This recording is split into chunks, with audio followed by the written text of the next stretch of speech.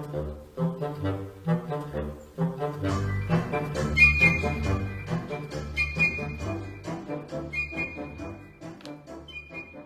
hello. Welcome back to Tushington Hall. One regrets to inform you that one had a bit of a setback at last night's hustings. It was rather a busy evening with the village hall at full capacity.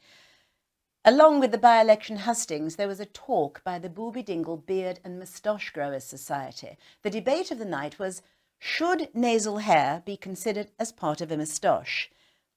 In fact, it became quite a heated debate. Not to put too fine a point on it, it kicked off. It was very much like that scene from West Side Story when the Sharks and the Jets faced off to each other, except that it was beards versus moustaches. Now, one doesn't often have the opportunity to quote Mr. Bob Geldof, but as one stood there, in the midst of the melee, in the John Noakes suite, one said to oneself, tonight, of all nights, there's going to be a fight. And of course I was quite right. It was a shocking affair. I rather reminded myself of a young Natalie Wood getting caught up in a punch-up, not of her own making.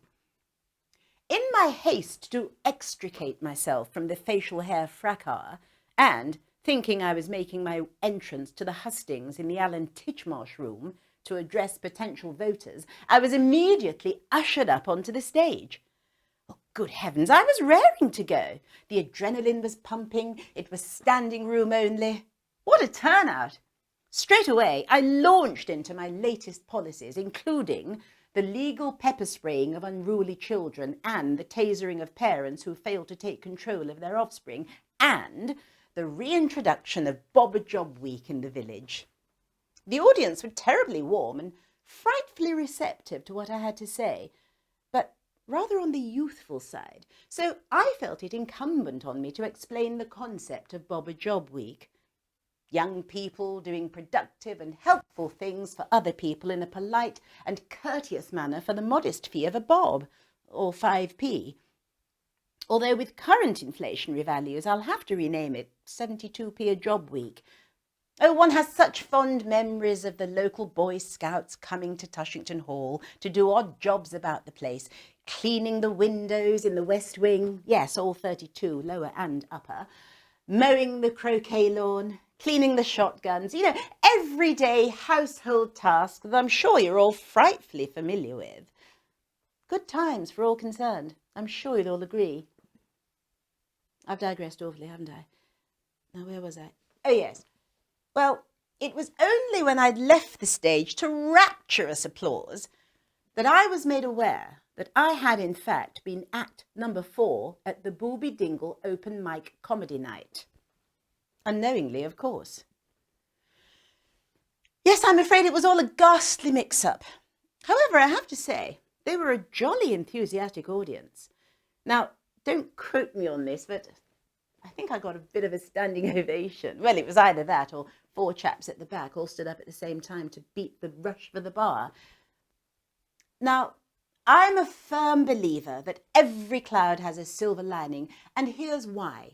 You see, by unwittingly entering the world of stand-up comedy, I believe that my political campaign has gained new support from people who wouldn't otherwise have heard my groundbreaking policies. And many of them were quite young. According to the Brigadier, young people don't vote. Well, I say, come on, Gen Z, prove the old blighter wrong. By the time one had located the correct venue for the hustings, in the Chaz and Dave bar, I was informed that the late bastard party, who had arrived late, of course, had waited as long as they could for me, but left, as I was far too late, even for them. The late bastards. So all in all, I have to say that the Booby Dingle by-election hustings were rather a disappointment. However, one's still tremendously optimistic about one's chances of political success. In my next broadcast, it'll be all over. And I rather think I'll be addressing you as Tish Tushington, the Member of Parliament for Booby Dingle. It's all very exciting. See you next time. Cheerio.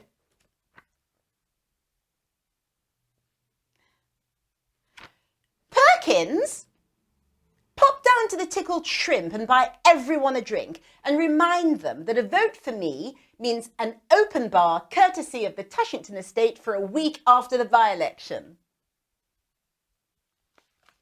I must put that down as a legitimate MP expense.